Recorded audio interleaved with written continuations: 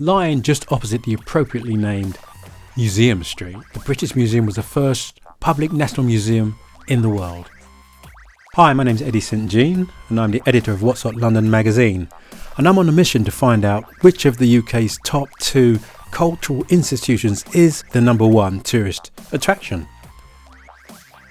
2018 visitor figures show the Tate Modern has overtaken the British Museum and is now the UK's most popular museum.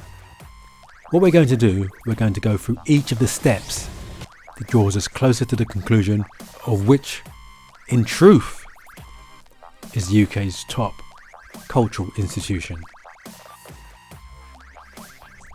Most of its amazing exhibits were gained during the period of the British Empire, when of course Britain had access to priceless cultural exhibits all over the world. On the day I arrived, it was National Disabled Persons Day, and there was loads of events celebrating that day with disabled people showing their talents in many areas.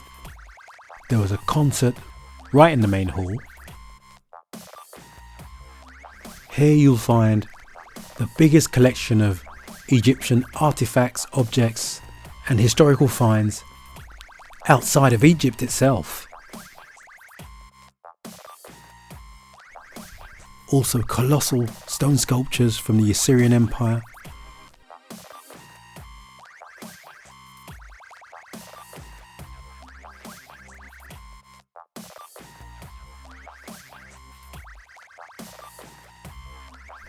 The stunning statues and sculptures educate us about Greek mythology and indeed how the ancient Greeks lived in those periods, about their approach to idealised beauty and craft.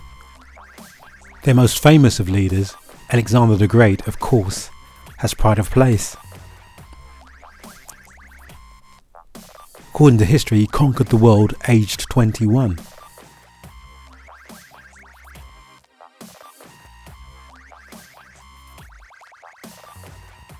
But it's the Parthenon marbles that intrigue. The Parthenon exhibits are steeped in history, mystery and controversy. Because in the 1800s, Lord Elgin spirited them away from their home in Athens, Greece. And in recent years, Greece has been trying to get them back. Ironically, that's drawn even more visitors to the British Museum. All intrigued about these amazing statues and temple sculptures, which have gained so much newspaper headlines.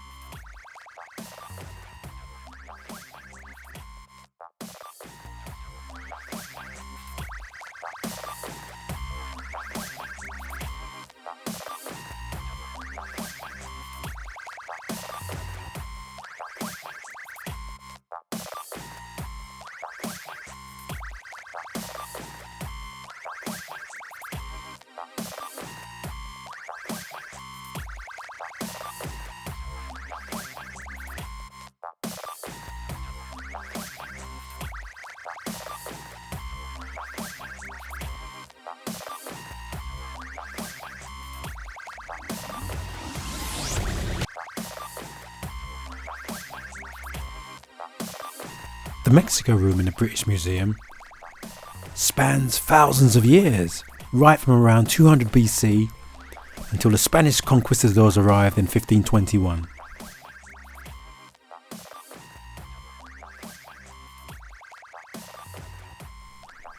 This here is the oldest room in the museum, and on conception it was actually King George III's library. However, through the years it has come to encompass much more than that, with curious exhibits from wealthy, privileged, powerful men who've donated their collections. Focus on discovery and science. We're going to go through each of the steps that draws us closer to the conclusion of which is the UK's top cultural institution. Now we travel bankside to the Tate Modern. It's a lively, vibrant place full of street performers, artists, poets, people trying to make a quick buck but in in the most light-hearted of ways, adding to the energy of the place.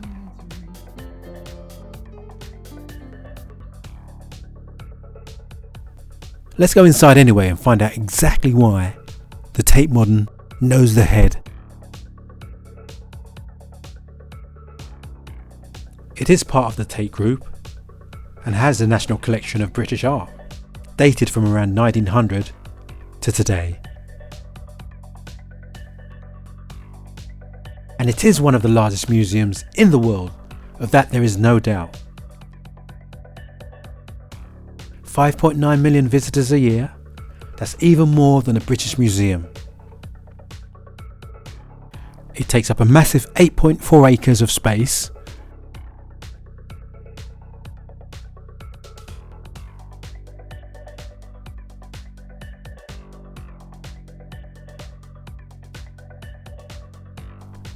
Its 6 escalators cover many floors of the world's most wondrous, and not to mention expensive, works of art, leaving you with no choice but to come back another day, or spend your entire day from the moment that door opens to the second it closes trying to cover every square inch of the place.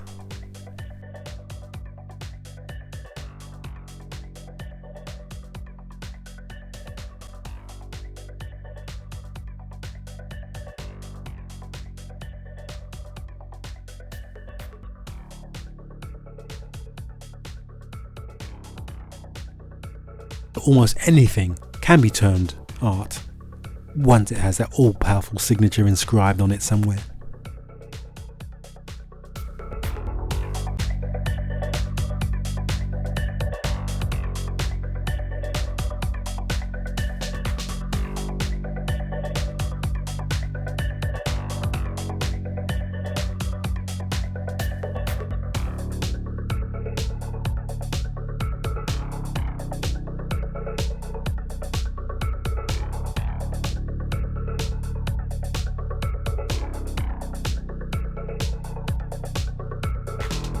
And now we come to the end of our visits to these two great institutions, and I'm going to leave the decision up to you. Based on the evidence you've seen today, which of the two would you say is number one?